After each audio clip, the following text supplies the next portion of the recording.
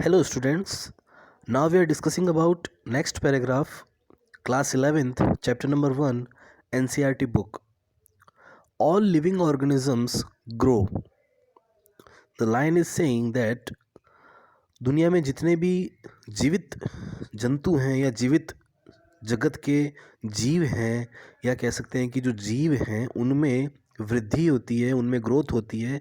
They can grow, they can multiple, they can device. Okay. Next, increase in mass and increase in number of individuals are twin characters of growth. किसी चीज़ का wait या उसका number या कह सकते हैं कि किसी चीज़ की साइज़, उसका वॉल्यूम एंड उसका नंबर, ये दो चीज़ें अगर बढ़ती है तो ये दोनों चीज़ें ग्रोथ को रिप्रेजेंट करती है. A multi cellular organism grows by cell division. किसी एक मल्टी सेलुलर स्ट्रक्चर में या मल्टी सेलुलर ऑर्गेनिज्म में जो ग्रोथ होती है वो होती है नॉर्मल सेल डिवीज़न से, विच इज़ माइटोसिस.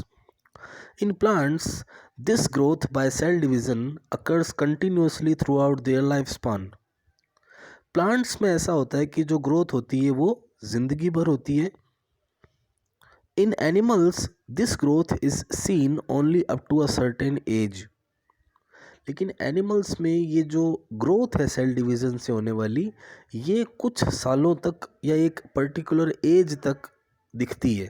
उसके बाद में ये धीरे धीरे गायब हो जाती है या कह सकते हैं कि नहीं होती. However cell division occurs in certain tissues to replace lost cells. हमारी बॉडी में कुछ ऐसी जगह है जहाँ पे अगर कोई सेल या कोई टिश्यू ख़राब हो गया या कट गया या वहाँ से हट गया या टूट गया तो ऐसी सिचुएशन में उसकी रिपेयरिंग हो जाती है और रिप्लेसमेंट हो जाता है नई सेल से. Unicellular organisms also grow by cell division. Unicellular organism जैसे कि अमीबा, पैरामीशियम, यूग्लिना, इन सब में भी जो ग्रोथ होती है वो सेल डिवीज़न के थ्रू होती है. One can easily observe this in vitro cultures by simply counting the number of cells under the microscope. हम यूनिसेलुलर ऑर्गेनिज्म को इजीली देख सकते हैं माइक्रोस्कोप के नीचे डिवाइड होते हुए.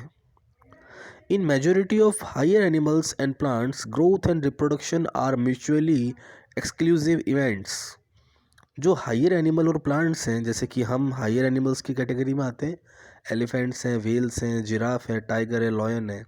और प्लांट्स के एग्जांपल जैसे मैंगो है, बनाना है, एप्पल है. ये सब जो प्लांट्स हैं, हायर प्लांट्स जिनको कहते हैं, उनमें जो ग्रोथ होती है और जो रिप्रोडक्शन होता है वो साथ साथ होता है.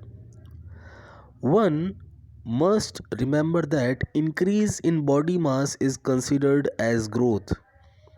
अगर किसी की बॉडी का वेट, उसका मास या कह सकते हैं कि उसका ड्राई वेट, उसकी वॉल्यूम, उसका साइज़, उसकी लेंथ, उसकी विड्थ, ये सब चीज़ें जब बढ़ती है तो ऐसी सिचुएशन को कहते हैं कि उसमें ग्रोथ हो रही है. Non living objects also grow if we take increase in body mass as a criterion for growth. अगर हम माने कि केवल बॉडी मास के बढ़ने से ही ग्रोथ होती है तो इसका मतलब नॉन लिविंग ऑर्गेनिजम्स में भी ग्रोथ हो सकती है. Just like mountains, boulders and sand mounts do grow. जैसे कि फॉर एग्जांपल माउंटेन है, सैंड ड्यून्स होते हैं, जो रेत के टीले हैं, जो पहाड़ हैं, इनमें भी धीरे धीरे क्या होती रहती है, ग्रोथ होती रहती है. However this kind of growth exhibited by non living objects is by accumulation of materials on the surface. ये जो ग्रोथ है जो नॉन लिविंग ऑर्गेनिजम्स में होती है, ये उनकी सरफेस पे continuously layer by layer dust के या किसी पत्थर के या किसी मटेरियल के उनके ऊपर एक्यूमुलेट होना. एक्यूमुलेट होना मतलब उसके ऊपर चढ़ जाना, उसके ऊपर इकट्ठा हो जाना. इस वजह से उनमें ग्रोथ हमको विजिबल होती है, ऐसा लगता है कि वो ग्रोथ कर रहे हैं, अदरवाइज वो ग्रोथ नहीं है. But in living organisms growth is from inside.